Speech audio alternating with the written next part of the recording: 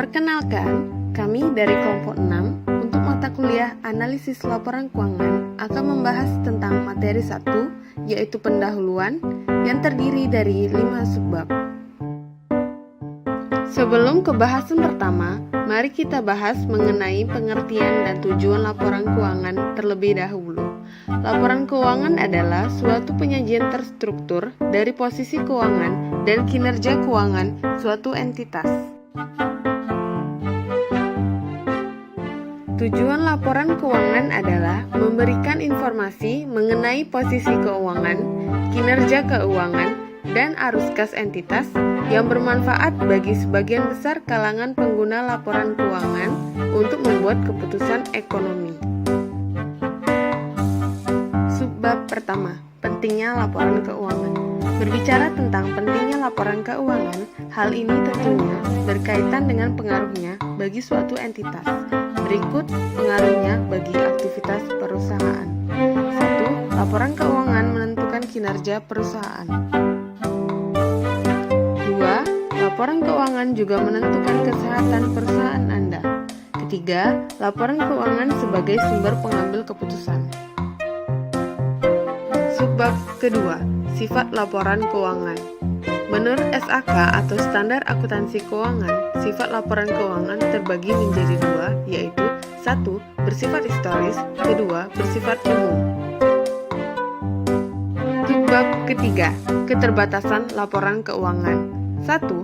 Neraca dan laporan laba rugi mencerminkan transaksi-transaksi keuangan dari waktu ke waktu.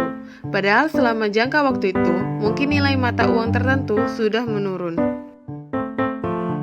2. Laporan keuangan tidak memberikan gambaran yang lengkap mengenai keadaan perusahaan. 3. Akuntansi hanya melaporkan informasi yang material.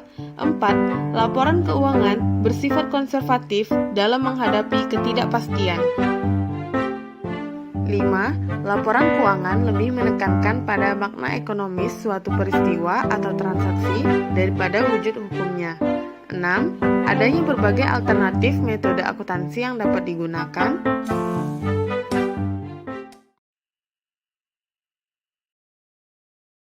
Sehingga menimbulkan variasi dalam pengukuran sumber-sumber ekonomis dan tingkat kesuksesan antar perusahaan.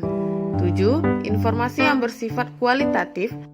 Selanjutnya, perlunya pemeriksaan oleh akuntan.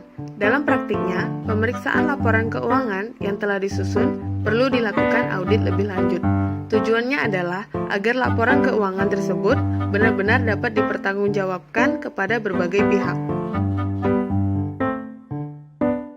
Pihak yang mengaudit laporan keuangan juga harus merupakan lembaga resmi yang telah ditetapkan. Dalam praktiknya, pemeriksaan laporan keuangan dapat dilakukan oleh dua pihak, yaitu 1. Pihak dalam perusahaan, 2. Pihak luar perusahaan.